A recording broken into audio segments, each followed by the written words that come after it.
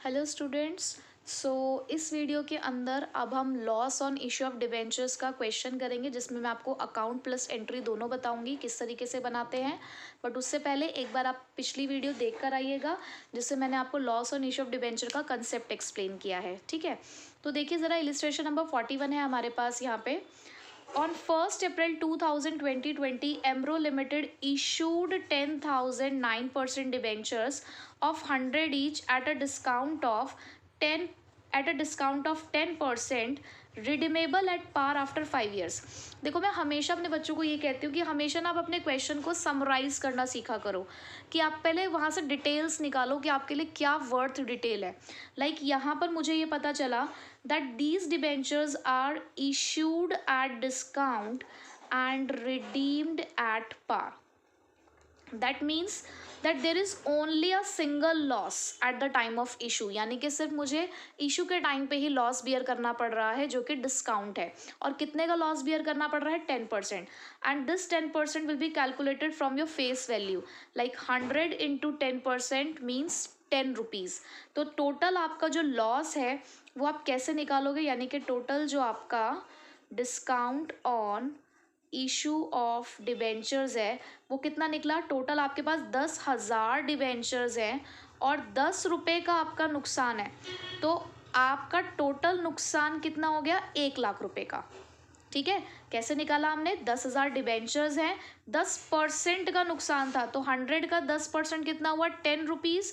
तो यहाँ पर हमने 10,000 को 10 से मल्टीप्लाई किया, तो 1,00,000 रुपीज़ का हमें discount on issue of debentures मिल गया। अब आगे क्या लिखा है?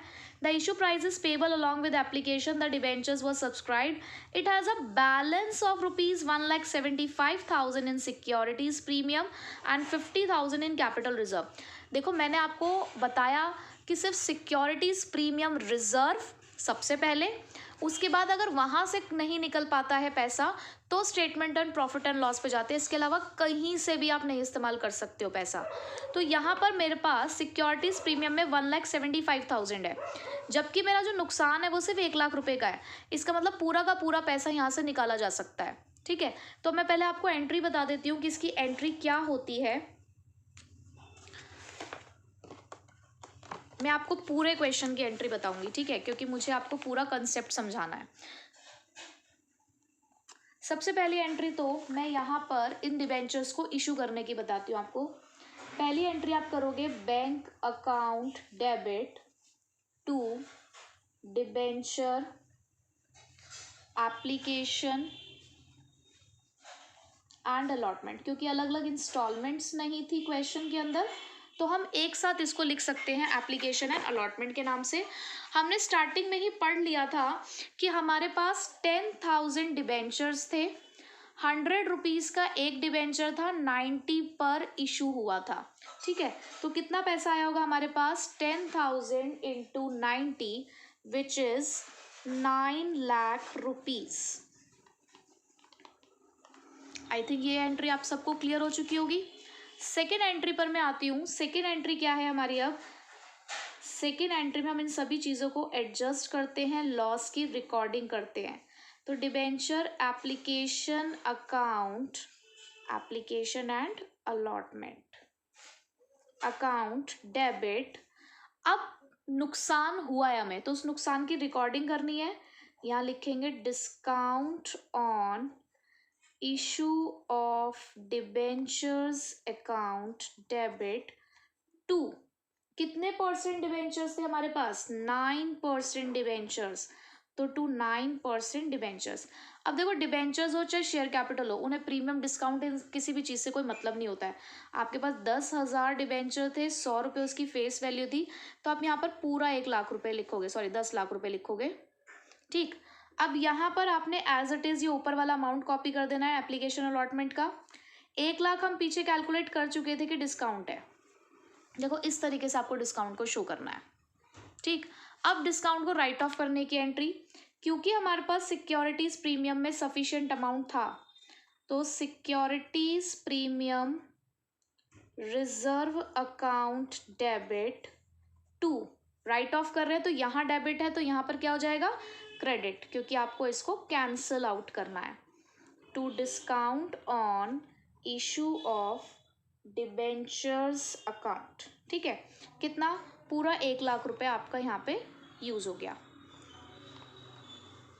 डेट्स क्या डालनी है? डेट्स आपको पता है कि इशू हमारा 1 अप्रैल को हुआ था, तो यहाँ 1 अप्रैल डाल दोगे, ये लास्ट में होता है काम, तो यहाँ 31 डाल दोगे। अब देखो एंट्री वाइज तो ये है discount on issue of debentures. अब इसी का अकाउंट बनाना हो तो अब बच्चों आपको पता है कि अकाउंट बनाना है तो पहले देखो मैं डायरेक्ट भी अकाउंट बनाना बता देती हूँ और एंट्री से भी। पहले एंट्री से समझो। जो आपका discount on issue of debentures है वो आपने यहाँ पर डेबिट किया पहली बार, यानी कि एक एंट्री तो यहाँ से बनेगी आपके अकाउंट में। दूसरा, आपने discount on issue of debentures को यहाँ लिखा है तो दूसरी एंट्री आपकी यहाँ से बनेगी। आपने अगर एंट्री में डिस्काउंट को डेबिट किया है तो अकाउंट में भी डेबिट साइड में ही एंट्री होगी, लेकिन अपोजिट वाले की, यानी कि आप लिखोगे टू 9% डिबेंचर। यहाँ आपने discount on issue of debentures को क्रेडिट किया है, इसका मतलब एंट्री तो क्रेडिट साइड में होगी, लेकिन नाम किसका आएगा? सिक्योरिटीज प्रीमियम रिजर्व, ठीक है। तो ये तो आप जर्नल एंट्री से कर रहे हो। अगर आपको डायरेक्ट अकाउंट बनाना है तो डायरेक्ट अकाउंट के लिए आपको नेचर पता होना चाहिए। अब नेचर क्या है discount on issue of debenture का? लॉस का नेचर है, और आपको पता है लॉसेस डेबिट में बढ़ते हैं और क्रेडिट में घटते हैं। तो जब आपने सबसे पहले आपको लॉस हुआ होगा तो आपने उस लॉस की जो रिकॉर्डिंग की होगी वो डेबिट साइड में की होगी। किस नाम से की होगी? भाई डिबेंचर्स की वजह से हमें डिस्काउंट हुआ है, 9% डिबेंचर्स ही थे जिसके ऊपर हमें डिस्काउंट हुआ है, तो आप यहाँ लिख दोगे पहले इशू के टाइम पे आपने दिखाया कि आपको नुकसान हुआ है, तो टू डिबेंचर्स अकाउंट कितने का? अब बच्चे गलती क्या करते हैं, यहाँ 10 लाख लिख देंगे जितने डिबेंचर्स की वैल्यू। नहीं, आप अकाउंट किसका बना रहे हो? आप डिस्काउंट का अकाउंट बना रहे हो, तो डिस्काउंट तो आपको 1,00,000 रुपये का ही हुआ है। अब इस 1,00,000 के डिस्काउंट के लिए आपके पास सिक्योरिटीज प्रीमियम रिजर्व रखा हुआ है, तो इसका मतलब अब आप इस लॉस को खत्म करने जा रहे हो। आपने नुकसान बढ़ाया डेबिट साइड में, तो उसे घटाओगे किस साइड में? क्रेडिट साइड में। पर किस नाम से? किसने घटा दिया? किसने पैसा दिया हमें उस नुकसान के लिए? हमें पैसा दिया है सिक्योरिटीज प्रीमियम रिजर्व ने। पूरा 1,00,000 रुपये इसने हमें दे दिया, तो कोई बैलेंस ही नहीं बचा। जब बैलेंस नहीं बचा तो हमारा अकाउंट यहीं पर ही क्लोज हो गया। बस यही है discount on issue of debentures. एक ही बारी में हम पूरा डिस्काउंट राइट ऑफ कर देते हैं, और अगर किसी में आपको अलग अलग ईयर्स में राइट ऑफ करने की बात बोली भी हुई है तो बस यही एंट्री आपकी रिपीट होती जाएगी बार बार।